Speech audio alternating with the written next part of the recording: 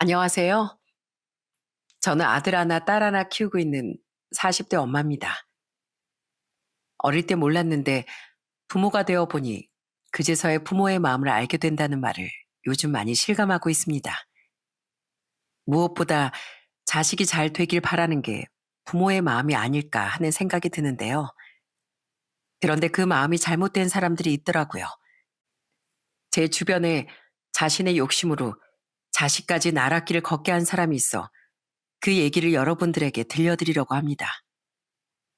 저희 집은 부모님과 저, 둘째 남동생, 셋째 여동생, 막내 남동생까지 이렇게 5식구인 집안이에요. 여기에 할머니, 할아버지도 함께 살았었습니다. 아빠가 장남이셨기 때문에 결혼하고서부터 합가를 해 엄만 쭉 할머니, 할아버지를 모시고 살았어요. 시골 동네에서 나고 자라다 보니 요즘 그때 찍었던 사진을 보면 정말 촌스럽기 짝이 없을 때가 많습니다. 사진들 중에서 제가 제일 좋아하는 사진 한 장이 있는데요. 그 사진 속엔 할머니, 할아버지, 아빠, 엄마, 그리고 동생들과 저뿐만 아니라 집에서 키우던 강아지들까지 다 함께 찍은 사진이랍니다. 그때가 제가 초등학생 때인데 아빠가 시내에서 필름 카메라를 사오셨거든요. 자, 설이야. 내일 소풍 가서 사진 찍어와. 아빠가 시내 가서 인화해 올 테니까. 우와, 진짜? 아빠 최고. 안 그래도 다른 친구들은 다 카메라 가지고 온다고 했는데 그럼 첫 사진은 우리 가족들 다 모여서 찍자. 그래? 에, 그럼 좋지. 아빠가 할머니랑 할아버지 불러올게. 동생들이랑 여기 마당에서 다 같이 사진 한 장 찍어보자. 그렇게 찍은 사진 속 저희 모습은 정말 촌뜨기 그 자체였지만 전 그 사진을 볼 때마다 얼마나 마음이 따뜻해지는지 모릅니다. 그땐 진짜 집 주변이 다 논밭이었고 학교 끝나고 나면 동생들이랑 친구들이랑 들에서 메뚜기 잡고 놀고 그랬었거든요. 그때가 아무리 1990년도라고 해도 그때 시골은 아직도 정겨운 모습이 가득했어요. 할머니, 할아버진 정 많고 따뜻하신 분들이었습니다. 그래도 시부모를 봉양하며 산다는 게 엄마에겐 힘들고 어려운 일이었을 거예요. 그러다 제가 중학교에 들어갈 때쯤 할아버지가 노안으로 돌아가시고 그 이듬해 할머니까지 돌아가시게 되면서 엄마의 생활이 차츰 편안해지기 시작했습니다. 그러면서 엄만 뒤늦게 운전도 배우시고 뜨개질 같은 것도 문화센터에서 배우고 오시곤 했는데요. 그렇게 시내에 가서 무언가를 배우시고 오실 때마다 엄만 저에게 항상 강조하신 게 있었어요. 설이야, 넌 나중에 커서도 네가 하고 싶은 거 하면서 살아. 엄만 요즘 진짜 행복해. 물론 할머니, 할아버지가 좋으신 분이었지만 결혼하고서 내내 집안 살림만 했었는데 이렇게 뭐라도 하나 배우니까 엄마가 살아 숨쉬는 것 같아서 너무 좋아. 그러니까 설이 너 나중에 결혼하더라도 네 일, 네가 하고 싶은 거 하면서 살아. 그런 엄마의 말을 들으며 자라서 그런지 전 항상 나이가 들어서까지도 제 일을 꼭 하고 싶다는 생각을 하면서 컸어요. 그렇게 전 경기도권에 있는 대학을 나왔고 열심히 공부를 해 부동산업을 시작하게 되었습니다. 아무래도 오랫동안 내 일을 하기 위해선 부동산업이 딱이라는 생각이 들었거든요.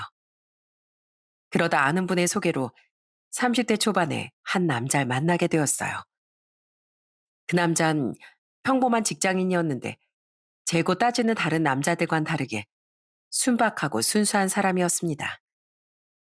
아마 전 그 모습이 좋았던 것 같아요. 그렇게 남자친구와 2년의 연애 끝에 저희는 결혼까지 하게 되었습니다. 시댁은 시부모님과 시동생이 있었는데요. 처음 시댁 식구들은 남편처럼 참 순하고 좋으신 분들이었어요. 큰 욕심 없이 현재의 삶을 충실하게 살아가는 그런 분들이셨습니다. 결혼 초반엔 시댁에 뭐라도 하나 사가면 너무 좋아하고 반겨주셨어요. 어머님, 저 왔어요. 어머, 왔니? 아, 이거 뭐니? 아유, 뭐 사오지 말라니까 또 뭘 사왔어? 어머님 저번에 쿠키 맛있게 드시는 것 같아서요. 오늘은 저녁 먹고 간식으로 이거 먹어요. 그때 쿠키 맛있었던 집에서 파는 파인데요. 진짜 맛있대요. 오늘 가서 쿠키 사려고 했는데 이게 맛있어 보여가지고 사왔어요. 내가 우리 며느리 덕분에 이런 것도 다 먹어보고 고맙다, 고마워. 그렇게 절 아껴주시는 시부모님과 누구보다 든든한 남편 덕분에 전 행복한 결혼 생활을 할 수 있었어요. 이 행복이 참 오래 갈 거라 그땐 생각했습니다. 결혼하고서 다음에 전 아들을 낳았고 2년 후에는 딸도 낳아 저희 식구 4명이 되었어요. 그 사이 제 둘째 남동생도 셋째 여동생도 막내 남동생까지 차례대로 결혼을 하게 되었죠. 이렇게 다 가족들이 각자 가정을 꾸리고 독립을 하니 부모님께서는 이제 할 일을 다 하신 것 같다며 후련해 하셨습니다. 시댁에서도 시동생이 있었는데요. 저희가 결혼하고서 3년 있다가 시동생도 결혼을 하게 되었죠. 동선 일반 직장인이었는데 결혼을 하자마자 아이를 임신해 직장을 그만두게 되었습니다. 그런데 시모가 그런 게 마음에 들지 않으셨나 봐요. 항상 제가 시댁에 가면 시모는 시동생네 얘기를 꺼내시곤 했습니다. 아유, 네 동선 어쩌자고 벌써 회사를 그만뒀다니. 안 그래도 요즘에 애 키우는데 한두 푼 드는 게 아니라고 하는데 벌써부터 그만둬 가지고 애는 대체 어떻게 키우려고 그러나 몰라. 어머님, 어쩔 수 없죠. 동서가 입덧이 워낙 심하다잖아요. 회사에서 그런 사정 다 봐줄 수 있는 것도 아니고 나중에 아이 좀 크고 나면 일한대요. 아이, 말은 누구나 다 하지. 요즘은 부부가 맞벌이해서 살아도 모자라다는데 솔직히 말해서 니들이야 결혼할 때 둘이서 알아서 힘으로 했다지만 네 동선엔 우리도 아니었으면 결혼도 못했잖아. 아휴, 내가 아주 속상해서 누구한테 말도 못하고 참. 너한테나 이렇게 털어놓지? 내 얼굴에 침뱉기 같아서 말도 못한다 정말. 사실 동선에는 친정 상황이 별로 좋지 않아 도움을 받을 수 있는 상황도 아니었고 동서 또한 모아둔 돈이 없다 보니 시댁과 시동생 돈으로 결혼을 했습니다. 그러다 보니까 시모에겐 동서가 더 미운 털이 많이 박힐 수밖에 없었어요. 그런 동서가 짠하기도 하고 그래서 전 동서를 많이 챙겨주기도 했습니다. 그러다 제가 결혼한 지 6년 차가 되던 해 저희 집에 아주 큰일이 생기고 말았어요. 어느 날 엄마가 다급하게 저한테 전화가 오신 겁니다. 설이야, 이거 어쩌니? 아유, 집에 아주 난리가 났다. 난리가 났어. 너 당장 준호네 집에 좀 가봐. 엄마, 왜? 준호네한테 무슨 일 있어? 아휴, 세상에 준호처가? 글쎄 집을 나갔댄다, 집을. 엄마도 지금 바로 올라갈 테니까 너라도 먼저 가봐. 뭐? 알았어, 엄마. 나 지금 바로 가볼게. 엄마의 전화에 깜짝 놀라 막내 남동생네 집으로 가보니 집이 아주 쑥대밭이 되어 있더라고요. 막내 남동생은 술을 얼마나 많이 마신 건지 거실에 술병이 나뒹굴고 있었어요. 제가 들어가니 이제 유치원에 다니는 조카 둘이서 절 보고 반가워서 뛰쳐나왔어요. 고모! 얘들아, 고모 왔어, 고모. 고모 저 배고파요. 그래, 아직 밥 안 먹었지? 고모가 얼른 밥 해줄게. 언제부터 이런 꼴이었는지 집안은 정신없이 어지러져 있었고 설거진 산더미처럼 쌓여 있더라고요. 전 부랴부랴 조카들 밥을 먹이고 챙겨 유치원에 얼른 데려다 줬어요. 그때 동안에도 막내 남동생은 술에 취해 자느라 정신도 못 차리고 있었습니다. 몇 시간 후 엄마가 도착하고 나서야 막내 남동생이 잠에서 깨어났고 그제서야 상황을 알게 되었어요. 알고 봤더니 막내 올케가 바람이 나서 도망을 간 거였습니다. 엄마, 그 사람 아예 집을 나갔어. 내가 애들을 생각해서라도 제발 정신 차리라고 한 번 내가 덮고 지나가겠다고 그렇게 말했는데 우리 다 자는 사이 짐 다 싸들고 나가버렸어. 세상에 그렇게 나가고선 연락도 없는 거야? 아니 아무리 그래도 애들도 다 내팽개치고 아휴, 불쌍한 우리 아들 어쩌니? 나야 그렇다 치더라도 우리 애들 어떡해? 불쌍한 우리 애들이 쟤 어떻게 하면 좋아? 준호야, 그건 걱정하지 말어. 엄마가 어떻게든 우리 손주들 봐줄 테니까. 그렇게 올케가 도망을 가면서 엄만 그때부터 평일엔 인천 막내 남동생네 집에 계시다가 주말에만 집으로 가시기 시작했습니다. 막내 올케는 한 달 정도 연락이 안 되었고 그 뒤에 이혼 소송을 하게 되면서 완전히 끝이 나게 되었어요. 그때 막내 남동생이 정말 얼마나 방황을 많이 했는지 모릅니다. 애들을 키워야 하니까 회사 나가지만 퇴근을 하고 와선 내내 술만 마신다면서 엄마가 정말 많이 걱정을 하셨어요. 설이야, 준호를 어쩌면 좋니? 매일같이 술만 마시고 정신을 못 차린다 정말. 어쩜 좋니? 엄마, 너무 걱정하지 마. 준호도 시간이 필요할 거야. 엄마가 옆에서 잘 다독여줘. 나도 준호 따로 만나서 얘기 잘해볼 테니까. 이럴 때 가족이 서로 보듬고 살아야지. 그래야 준호가 버틸 수 있지. 그렇게 온 식구들이 위기를 극복하기 위해 정말 많이 노력을 했습니다. 친정 엄마도 그랬지만 저 역시 자주 막내 남동생네 집으로 가서 조카들을 봐주기도 하고 둘째 남동생과 여동생도 서울에 살고 있어 자주 교류하며 만나기도 했어요. 남편은 그런 막내 남동생에게 힘이 되어주기도 하고 조언도 많이 해주기도 했습니다. 그런 남편에게 전 고마운 마음도 들었어요. 하루는 막내 남동생이 좀 힘들어하길래 전화를 했더니 남편 얘기를 꺼내더라고요.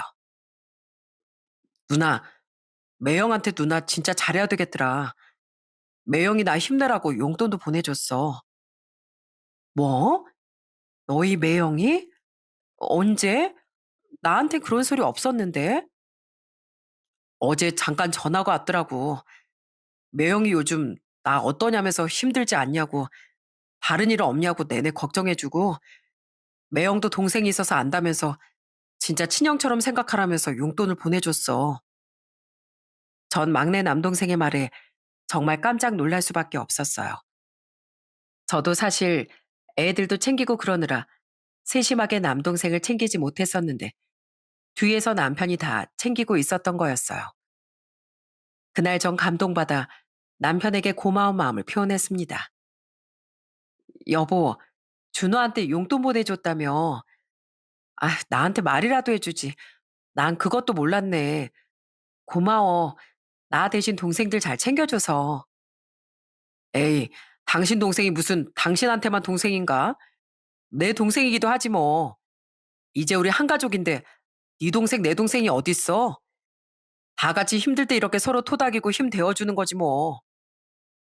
전 그런 든든한 남편의 태도에 제가 결혼 한번 진짜 잘했다는 생각을 했습니다. 그 뒤로도 남편은 친정 식구들을 정말 잘 챙겼어요.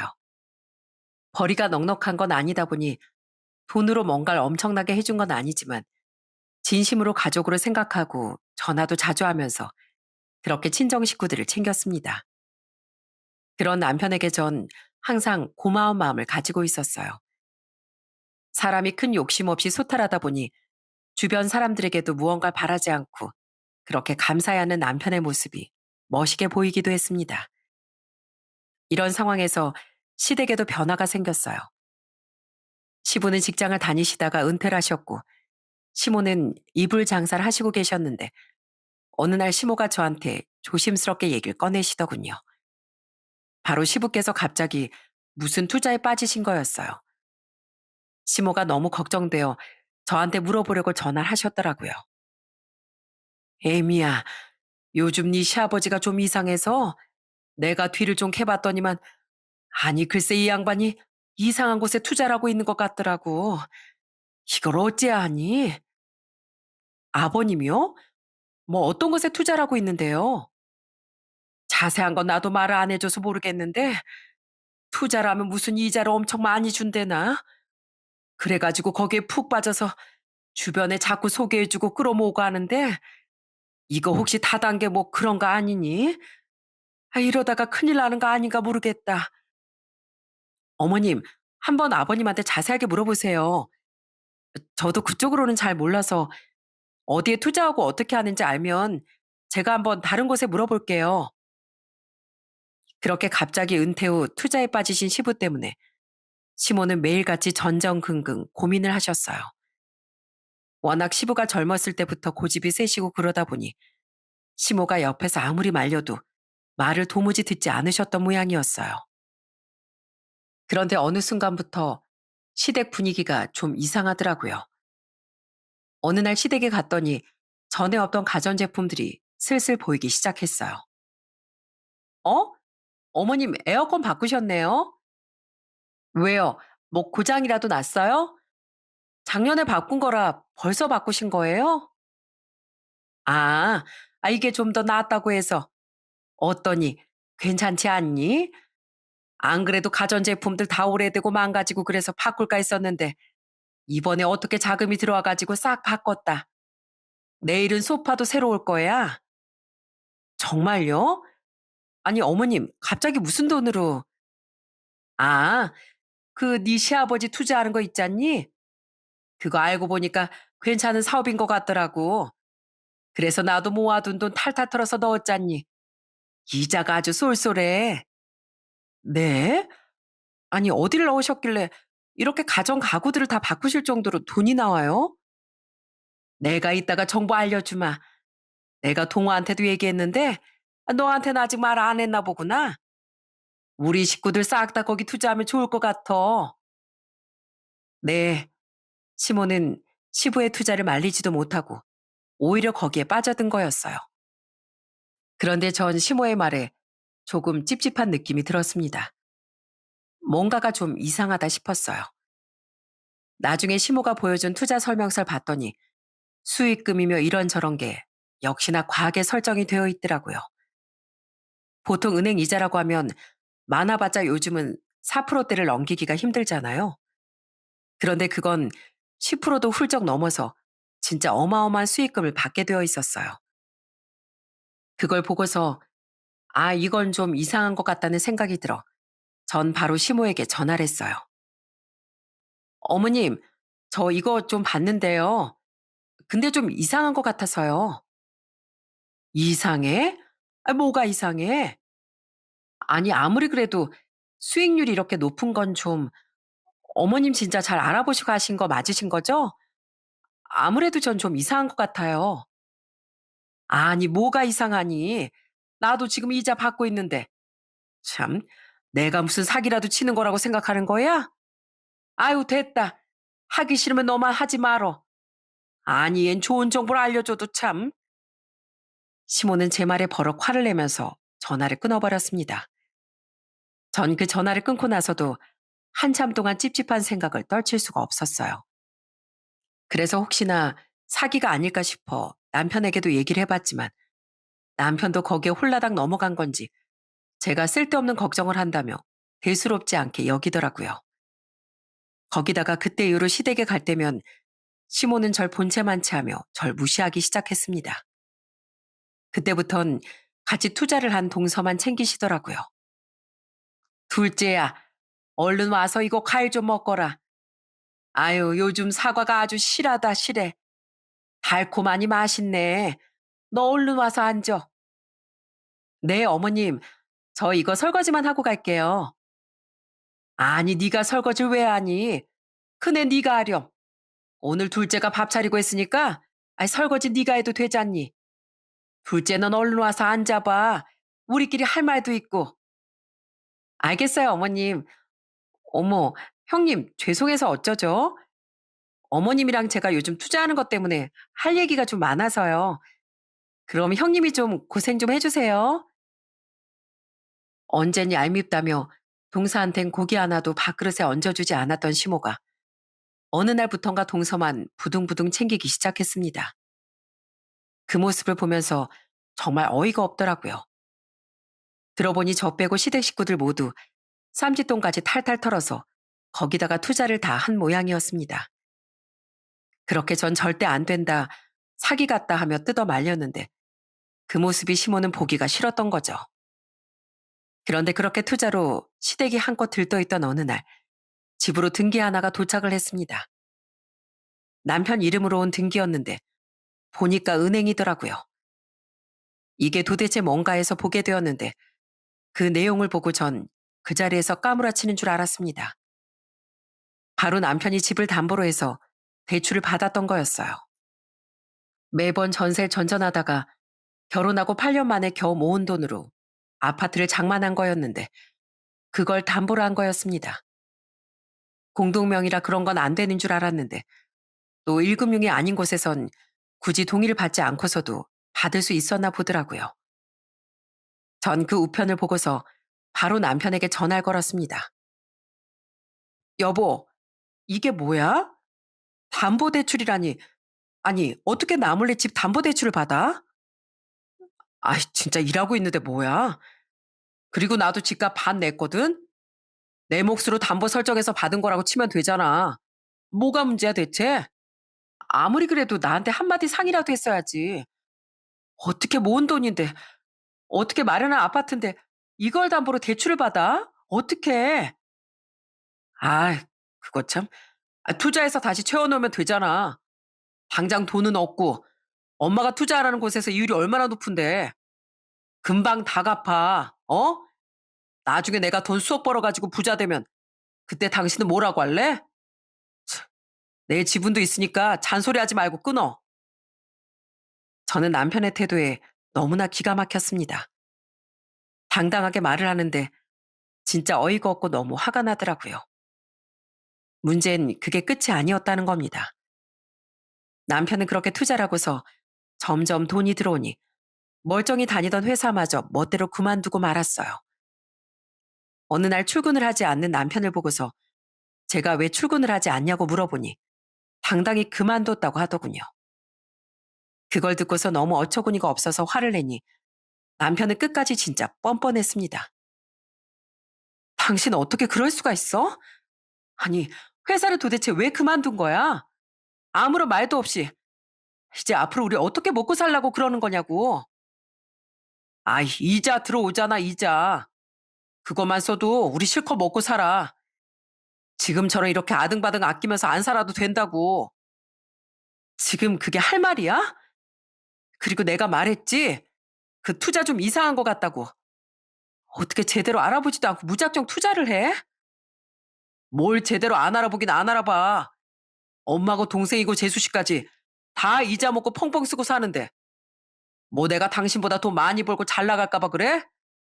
당신같이 고리타분한 여자랑은 투자 얘기하고 싶지도 않다 정말. 아니 부동산 한다는 사람이 이렇게 꽉 막혀서야 되겠어? 아유 됐어. 그냥 월급만큼만 내가 생활비 주면 되지. 나머지도 내가 어떻게 쓰든지 당신 그럼 상관하지 마.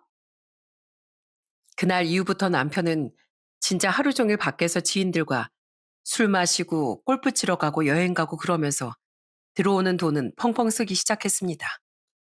그 꼴을 보고 있자니 너무 얄밉더라고요. 저야 그렇다 치더라도 그래도 애들한테 뭐라도 해줄 줄 알았는데 그 돈으로 애들 옷 한 벌 사준 적도 없었어요. 오히려 더 밖으로 나돌기 시작했죠. 한 번은 어떤 일이 있었냐면 그때가 마침 작은 딸 생일이었습니다. 전날부터 남편에게 딸 생일이니까 꼭 집에 일찍 들어오라고 제가 신신당부를 했었어요. 그런데 그 전날 마신 술에 남편은 나까지 잠만 자다가 일어나선 또 술 마시러 나가버리는 겁니다. 그때 당시 초등학교 1학년이었던 딸이 집에 와선 아빠가 없다는 걸 보고 얼마나 상심을 했는지 모릅니다. 전 그게 너무 화가 나서 남편에게 따지기도 했어요. 아니, 다른 날도 아니고 당신 딸 생일이야, 딸 생일. 내가 누누이 말했잖아. 이번엔 애들이랑 좀 케이크도 같이 불고 생일 축하도 해주자고. 근데 지금 뭐 하는 거야? 주말이라고 집에 붙어 있는 것도 아니고 애들이 당신 자꾸 어디 가냐고 물어보잖아. 아이, 엄마만 있으면 되지. 내가 뭐 필요해? 나도 바빠. 밖에서 나 찾는 사람이 얼마나 많은데. 그럼 당신이 알아서 애들한테 설명해 줘야 되는 거 아니야? 내가 뭐 밖에서 노는 줄 알아? 노는 거 아니면 뭔데? 밖에서 내내 술만 마시고 남들이랑 노느라고 바쁜 거잖아. 어허, 이 사람 보게. 내가 무슨 밖에서 놀기 뭘 놀아. 사람들 만나면서 투자 얘기도 하고 그러면서 투자자 끌어모으고 그러는 거야. 내가 말 안 했나? 투자자 끌어모으면 이율이 더 높아진다고. 내가 그러면서 돈 버는 거라고. 지금 그게 문제야? 가족은, 가족 생각은 전혀 안 해? 다른 사람도 아니고 애들이잖아. 당신 애들. 애들? 애들도 똑같아. 부자 부모가 좋지. 돈 없이 옆에만 있는 부모가 좋겠어? 헛소리를 하는 남편의 얘기를 들으며 더 이상은 이 사람과 대화가 안 통하겠구나 싶은 생각이 들었습니다. 도대체 무엇이 이토록 남편을 변하게 한 건지 너무나 속상하고 실망스러웠어요. 그런 와중에 친정엔 또 사건이 하나 터지고 말았습니다. 불행은 한 번에 쏟아진다고들 하죠. 친정 엄마가 평일에 막내 남동생 집에 계시다 보니 혼자서 농사를 짓던 아빠가 농기계 그만 깔려 다리를 심하게 다치신 거였습니다. 급하게 수술까지 받아야 했고 아무래도 70대 노인이시다 보니 수술이 잘 끝나고서도 후유증이 생기고 말았어요. 병원에 가서 아빠 얼굴을 보는데 정말 너무 속이 상해서 눈물이 다 나더라고요. 설이야, 왜 우냐? 아빠 괜찮어. 그냥 조금 다친 것뿐이야. 이만하길 다행이지. 남들 같았으면 더 큰일 났다. 아빠니까 이 정도만 다친 거야. 이 아빠는 괜찮으니까 울지 말어. 괜찮긴 수술까지 했는데. 아빠, 이제 농사 그만 짓자. 아빠 연세 이렇게 무리하면 안 돼. 안 그래도 엄마랑 아빠한테 얘기하려고 했는데 이제 연세도 70대신데 그만해야지. 그래, 그래, 알았어. 아빠가 이제 그만하마. 안 그래도 이번에 다치고 나서부턴 나도 영 생각이 없구나. 네 엄마도 막내네 가야 되고 아빠 혼자서 집에 있는 것도 쓸쓸하고 말이야. 그러니까 넌 걱정하지 마. 괜히 여기까지 내려와서 눈물만 흘리고 속상해만 하고 정말 미안하다 아빠가. 아빤 행여나 제가 많이 속상해할까봐 끝까지 웃으며 절 다독여 주셨습니다. 그런 모습을 보면서 차마 제 마음을 털어놓지도 못했어요. 친정에 이렇게 일들이 많은데 제 가정일까지 꺼내서 부모님을 더 심란하게 만들고 싶지 않았습니다. 그리고 얼마 지나지 않아 설마 했던 폭탄이 펑 하고 터져버리고 말았어요. 바로 그 투자가 다름 아닌 폰지 사기였던 겁니다. 여러분 혹시 폰지 사기 아시나요? 이거 고수익을 보장한다는 말로 투자자를 모집한 후에 새로운 투자자 돈으로 원래 투자자들에게 배당금을 지급하고 그러면서 폭탄 돌리기를 하는 그런 사기 행각입니다. 저도 이번에 처음 알게 되었는데요. 실질적으로 사업을 하는 것도 아니라 수익 창출도 없는데 그저 투자자들 돈을 가지고 돌려막고 돌려막는 그런 사기라고 하더라고요. 결국 폭탄 돌리기의 끝은 폭발이었습니다. 사기 행각이 탄로나고서 그 투자 피해만 해도 정말 수십억에 달할 정도로 난리가 났어요. 특히나 시댁은 아주 난장판이 되고 말았습니다. 시부모님도 노후 자금들을 다 끌어모아서 투자를 했고 시동생과 동서도 모아둔 돈을 싹 다 긁어 모아 투자를 했는데 그게 한순간에 다 날아가 버린 거였어요. 짧은 시간 호의호식하다가 신기루처럼 모든 게 사라져버리고 만 겁니다. 그리고 남편은 집 담보대출뿐만 아니라 개인 신용대출까지 총 합쳐서 1억 6천이라는 빚을 고스란히 감당하게 되었어요. 그렇게 모든 사실이 밝혀지고 나서야 남편은 어찌할 바를 모르고 당황해했습니다. 그러더니 저한테 하는 말이 진짜 기가 찼어요. 여보, 여보, 나 이제 어쩌지? 나 이제 그 대출금 어떻게 갚아? 아, 그거 갚으려면 몇 년은 생고생해야 되는데. 여보, 우리 진짜 어떻게 해? 당신 혹시 모아둔 돈 없어? 일단 돈 조금이라도 있으면 내비 좀 갚자. 뭐? 모아둔 돈도 없지만 행여나 있어도 내가 왜 당신 빚을 갚아? 그게 무슨 소리야? 당연히 우리 부부니까 이 빚도 우리 부부 빚이지. 그게 왜 부부 빚이야? 내가 그동안 누누이 말했지? 당신 거기 투자하지 말라고. 당신이 다 빚내놓고선 이제 와서 뭐? 갚아달라고? 절대 못해. 아니, 안 해. 여보, 그런 게 어딨어. 당연히 같이 갚아야지. 그게 무슨 소리야. 안 그러면 이 집 어쩔 수 없이 처분해야 돼. 이미 이자고 뭐고 다 못 냈어. 공동명의지만 그러면 이 집 담보로 해서 대출받은 거니까 집이 압류될 거야. 당신 정말 그러고 싶어? 전 그런 남편의 말에 결국 참았던 말을 꺼내고 말았어요. 솔직히 애들도 이제 초등학교 들어갈 땐데 이렇게 사고만 치고 다니고 가정은 돌보지도 않고 중요한 건 부부 사이에 의논하지도 않는 남편을 앞으로 제가 평생 의지하며 살아갈 수 없다고 생각하고 있었죠. 그런데 끝까지 뻔뻔한 남편의 태도를 보니 이건 정말 아니라는 생각이 들었습니다. 집이 왜 압류돼? 이거 다 당신 혼자 저지른 일이잖아. 나 당신이랑 이혼할 거야. 애들을 조금이라도 생각한다면 당신이 짐 싸서 나가줘. 당신 빚은 당신 혼자서 갚으라고. 뭐? 이혼? 여보, 이혼이 뭐 그렇게 쉬운 줄 알아? 애들도 있는데 어떻게 함부로 이혼을 언급해? 지금 나한테 함부로라고 했니? 내 인생에 제일 중요한 건 애들이야. 그 중요한 애들 상처만 주고 빚만 남겨줄 거면 당신이 없는 게 나아. 그러니까 이혼해. 이혼하자고. 그렇게 전 남편에게 이혼 통보를 했습니다. 혼지 사기는 생각보다 정말 심각한 상황이었어요. 그 지역 공무원도 가담하고 검사며 유명한 사람들도 진짜 많이 가입을 했던 모양이었습니다. 결국 시댁은 살던 집을 팔고 작은 빌라로 이사를 갈 수밖에 없었어요. 노후 자금까지 탈탈 털었으니 어쩔 수 없는 선택이었던 것 같습니다. 그리고 제가 이혼을 선언했던 게 시모 귀에까지 들어간 모양이었어요. 어느 날 아침부터 시모가 집까지 찾아왔더라고요. 어머님, 여기까지 무슨 일로 너 애비한테 이혼하자고 했니? 너 그깟 일로 지금 이혼하자고 한 거야?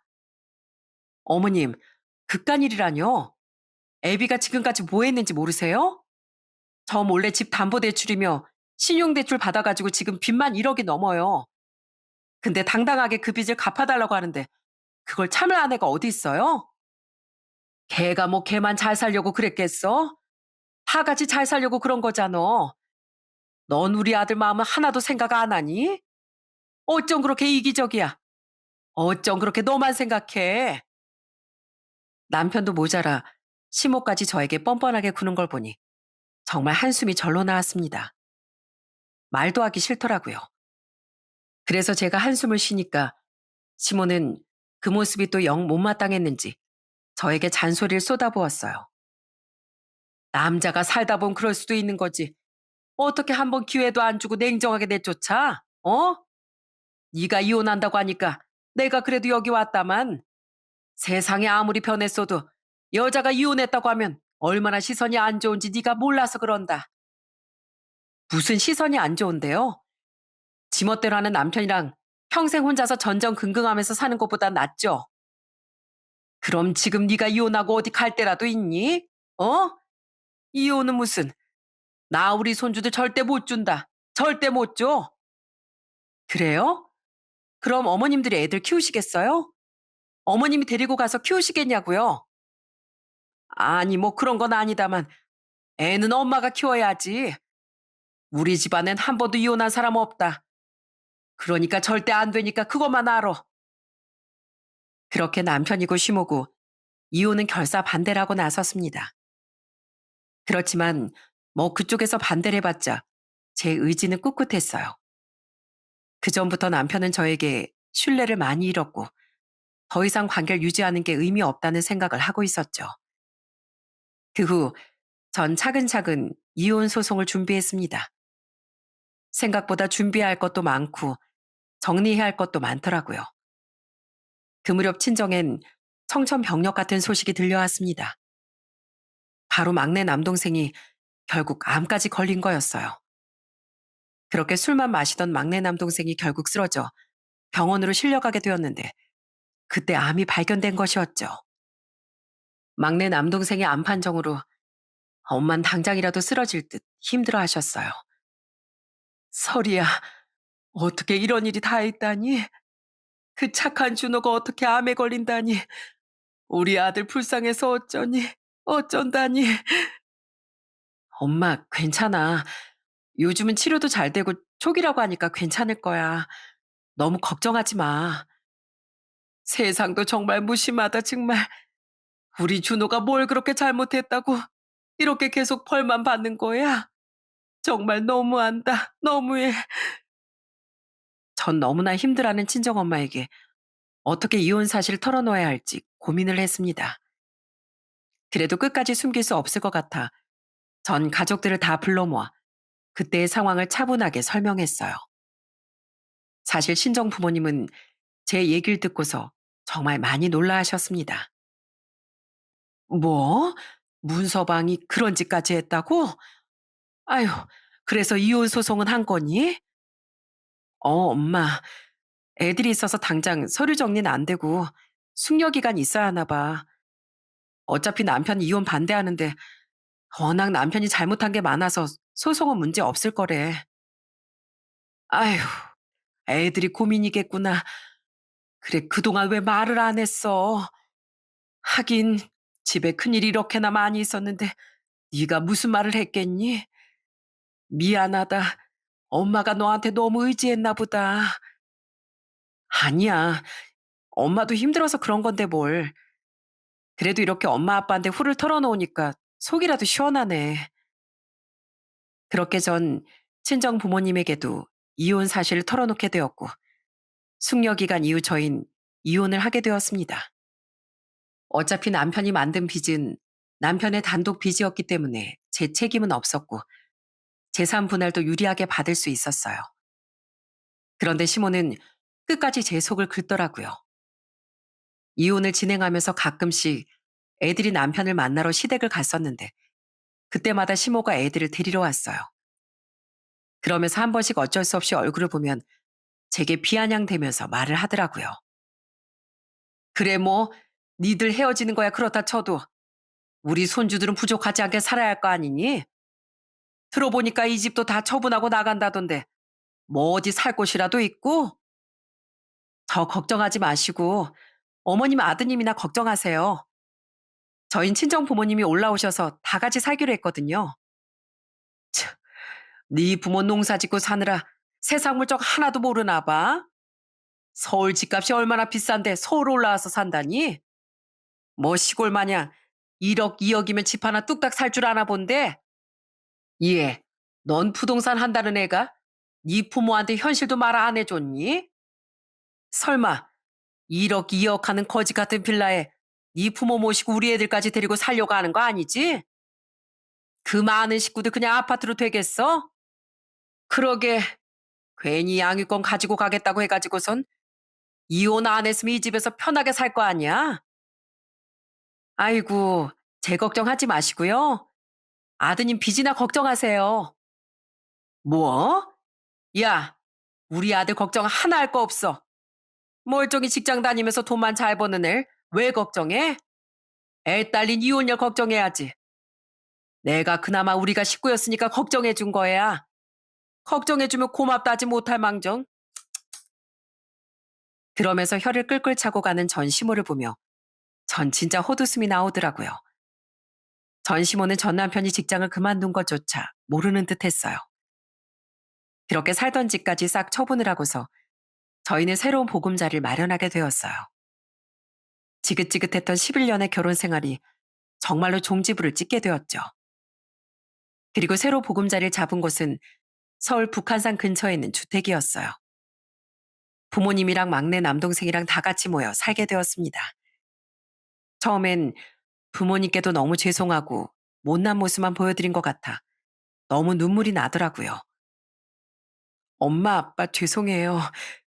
저 어떻게든 잘 살아서 떳떳하게 보여드리고 싶었는데 일이 이렇게 돼서 정말 죄송해요. 아니다. 엄마도 살아보니까 내 마음처럼 인생이 사라지는 게 아니더라. 괜찮어. 그래도 난 지금이 헐 좋구만. 엄마도 아빠랑 둘이서만 사니까 얼마나 외로웠다고. 오히려 이렇게 손주들이랑 북적북적하게 살게 되니 얼마나 좋은지 모른다. 그래, 아빠도 이제 농사도 다 끝나고 노후는 우리 손주들 보면서 살란다. 그러니까 우리 딸도 기운 내고 힘내고 앞으로 열심히 살 생각해야지. 그렇게 절 누구보다 든든하게 응원해 주시는 부모님의 따뜻한 말을 들으며 그렇게 새 보금자리에서 새로운 시작을 하게 되었습니다. 그런데 얼마 뒤 퇴근을 하고 집으로 가는데 집 앞 대문 앞에 누군가가 서 있더라고요.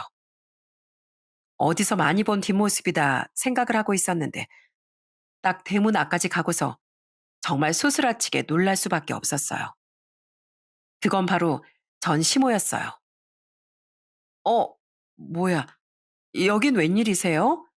여길 어떻게 알고 오셨어요? 에미야, 이제 오니? 아니, 여기 우리 큰손자한테 물어보니까 여기 산다고 하길래. 근데 니들 정말 여기서 사는 거야? 네, 여기서 사는데요. 왜요?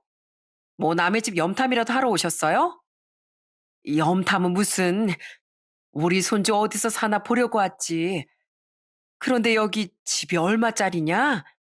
알아보니까 한 15억 정도 하던데 설마 자가는 아니지? 그럼 여길 월세로 살겠어요? 자가예요, 자가. 알아볼 대로 알아보셨으면서 뭘 더 물으려고 여기까지 오셨어요? 피차 서로 얼굴 보고 싶은 사이 아니니까 이만 가세요. 애들은 면접 교섭 때 제가 데려다 준다고 애 아빠한테 말했을 텐데요. 그런데 실제로 우리 집이라는 게 확인이 되니 그때부터 전시모는 막무가내로 따지기 시작했어요. 아니 너 그럼 그 집 팔아가지고 이 집 산 거니? 그 돈이 어떻게 네 돈이야? 우리 아들 돈도 있잖니?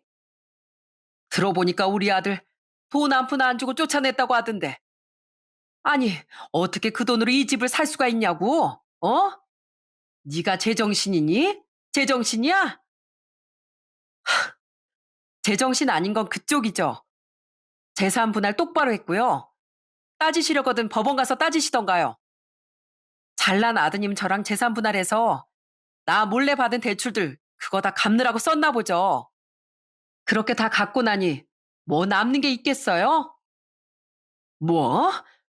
아니 그걸 왜 우리 아들만 갚어? 너도 부부였는데 당연히 같이 나눠서 갚아야지. 왜 우리 아들한테만 갚으라고 한 거냐고? 뭘 모르시면 좀 알아라도 보시던가요. 부부간에도 소통이라는 게 있어야죠. 혼자 독단적으로 결정해서 대출까지 받아 투자까지 한 걸 왜 제가 갚습니까? 그 집 아드님이 저지른 거고 따지시려거든 그 집 아드님한테 따지세요. 네? 뭐 요즘 밥은 먹고 산대요? 직장도 없이 돈 날 구석도 없을 텐데 뭐 취직은 했대요? 양육비나 똑바로 좀 주라고 전해주세요. 뭐? 직장이 없어? 아니 그게 무슨.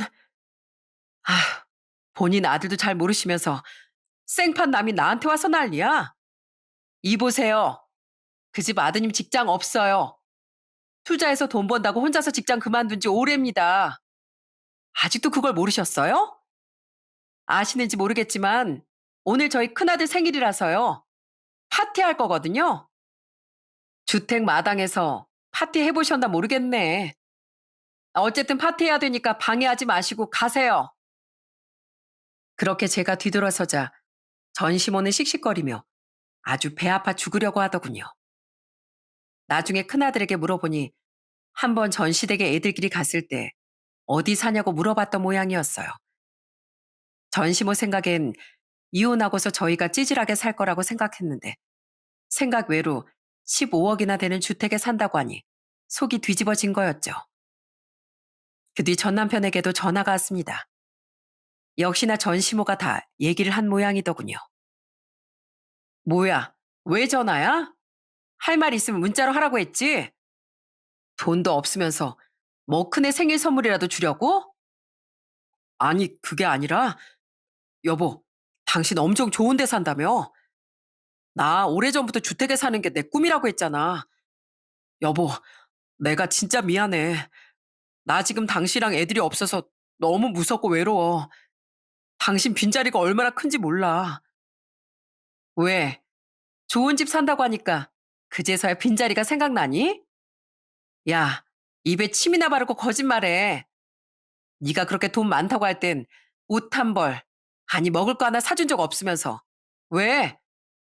네 꼬라지 그렇게 되고 나니까 그제서야 생각나니? 야, 진짜 뻔뻔하다 정말. 근데 어쩌냐? 난 너랑 이혼하고 1분, 아니 1초도 네 생각 난 적이 없어. 오히려 너랑 이혼해서 너무 후련한데? 그러니까 꿈 깨. 너랑은 난 다음 생에서도 만나고 싶지 않아. 이딴 전화할 거면 네 엄마한테나 전화해. 전 그렇게 전 남편의 전화를 끊어버렸습니다. 그런데 시간이 좀 지나 얼마나 또 웃긴 상황이 벌어졌는지 아시나요?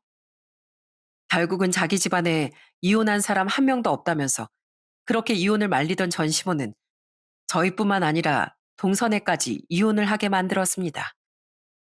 동선애 집안도 폰지 사기로 많은 돈을 잃게 되면서 부부싸움을 정말 많이 했던 모양이더라고요. 그런데 그걸 또 동서 탓이라고 전 시모가 입방정을 떨면서 결국엔 파국을 맞이하게 되었답니다. 졸지의 전 시모는 이혼한 두 아들을 다시 먹여 살려야 하는 입장이 되어버렸어요. 그래서 지금은 얼마나 속이 시원한지 모릅니다. 그토록 절 무시하고 뻔뻔하게 대했던 그 사람들의 말로는 말 그대로 처참했으니까요. 그리고 지금 저희 가족들은 너무나 편안하게 잘 지내고 있습니다. 막내 남동생이 같이 살게 되면서 가족들이 옆에서 다 지켜주고 응원을 해주니 건강도 많이 좋아졌고 요즘은 삶의 의욕이 생긴 것 같아 아주 보기 좋습니다. 거기다가 저희 아빠도 이제 몸이 많이 좋아지셔서 손주들 데리고 매일 산책도 나가시고 나들이도 많이 가신답니다. 그런 모습들을 볼 때마다 참 뿌듯하고 역시 가족이 힘이구나 다시 한번 느끼게 되는 것 같아요. 둘째 남동생과 셋째 여동생도 자주 집에 와서 다 같이 시간을 보내곤 합니다. 그럴 때마다 엄마 아빠가 얼마나 뿌듯해하고 좋아하시는지 몰라요. 다들 모여서 이렇게 북적북적 하니까 옛날 우리 다 같이 살 때 생각나고 너무 좋네. 역시 집에 내 애들이 있어야 하나 봐. 그지 여보? 그러니까 말이야. 당신 말 듣고 여기 올라 살길 잘했지. 당신 보내고 나 혼자서 시골에서 농사 지었으면 나 지금쯤 외로워서 눈물 났을 거야. 그치 아빠? 이제 우리 다 같이 사니까 너무 좋지. 앞으로도 이렇게 행복하게 오래오래 건강하게 살아요. 우여곡절이 많았던 가족들이었지만 그래도 힘든 시간들을 이겨내고 나니 더 똘똘 뭉치고 강해지는 것 같습니다. 하나 있을 때보다 둘이 낫고 둘보단 셋이 낫고 셋보단 그보다 더 많은 사람들이 낫듯이 온 가족들이 이렇게 같이 함께하다 보니까 기쁨은 두 배, 세 배가 되고 슬픔은 반절이 될 수 있는 것 같습니다. 10년이 넘는 결혼 생활 동안 좋은 일도 안 좋은 일도 있었지만 사실 전 큰 선물을 얻었습니다. 바로 저희 두 명의 자식들이요. 물론 제 결혼의 끝은 좋지 않았지만 다른 어떤 것보다 내 아이들을 만날 수 있었다는 것에 감사하며 요즘은 행복하게 잘 지내고 있답니다. 옛말에 욕심을 부리면 화를 부른다는 말이 있습니다. 전 시댁 식구들은 그 욕심 때문에 모든 걸 다 잃고 폭삭 망한 거라 생각을 해요. 그러니 우리 구독자분들도 지금 주어진 일에 감사하시고 저 역시 과도한 욕심 없이 이렇게 일상을 소소하게 보내며 살아보려고 합니다. 사실 요즘 TV에 나오는 사건들을 보면 부동산 사기들이 정말 많이 일어나고 있잖아요. 부동산이나 다단계 이런 사기 때문에 피해를 받으신 분들이 고통에 힘겨워하고 슬퍼하고 계시는데요. 평생을 성실하게 살아온 그분들의 모든 걸 한순간에 잃게 되었다는 게 얼마나 고통스럽고 힘드시겠습니까? 얼른 상황들이 잘 해결되어서 피해를 입은 분들의 고통도 조금이나마 줄어들길 바랍니다. 모든 분들의 삶에도 좀 더 행복과 행운이 가득하시길 바라며 이만 제 사연을 마치도록 하겠습니다. 들어주셔서 감사합니다.